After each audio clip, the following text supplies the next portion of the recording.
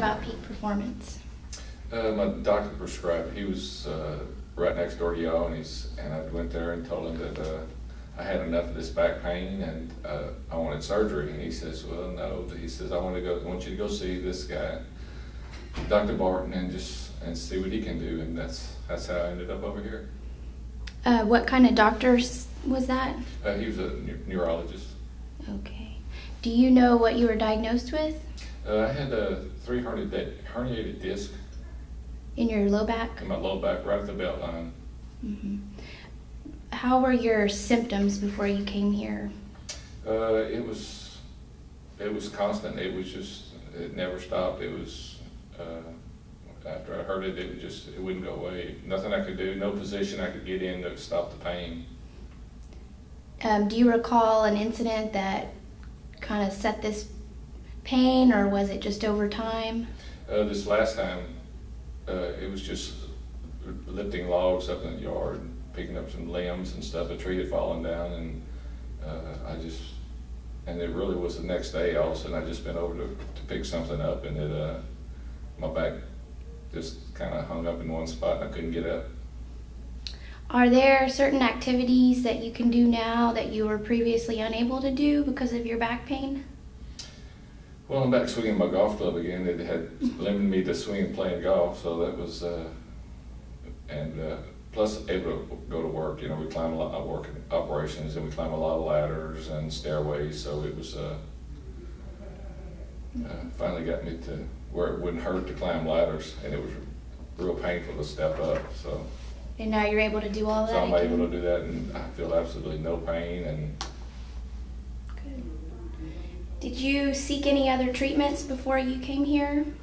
No. Well, I used to have another chiropractor, but he didn't have the machine, and that just seems to work out fantastic. I felt better the second week. Seemed like I could finally find a place to sleep. You know, go to sleep without that hunt for that spot. You know, to get into where there's no pain. So. Do you have to drive very far to come here?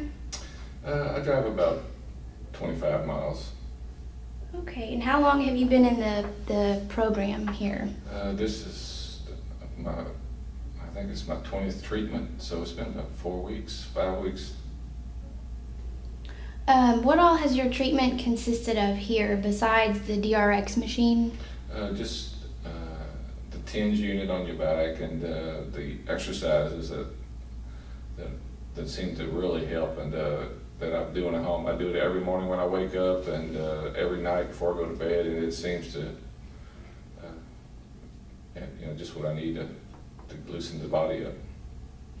How would you rate your overall experience here at Peak Performance? Oh, I'd recommend it to anybody.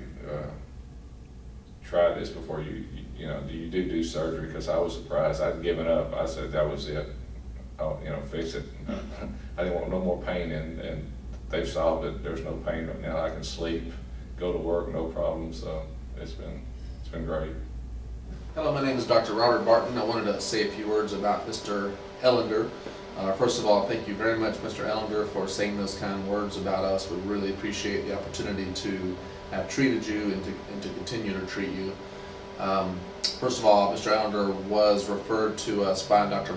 Ed Murphy. He's a neurosurgeon, and he had already failed some lower levels of conservative treatment, which involved seeing a chiropractor near where he lives, which is about an hour away from here.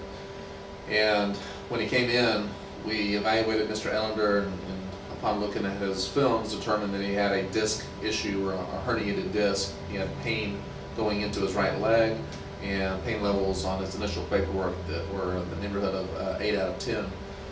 And due to the size of the disc herniation and the fact that he had failed other forms of conservative treatment, I suggested that he participate in the spinal decompression program, because that gives us the best opportunity to address all the issues that he has. He did have some issues in terms of rehabilitation and core strength that needed to be addressed. However, with the disc problem that he had, they weren't not going to be successful until we treated the actual disc itself.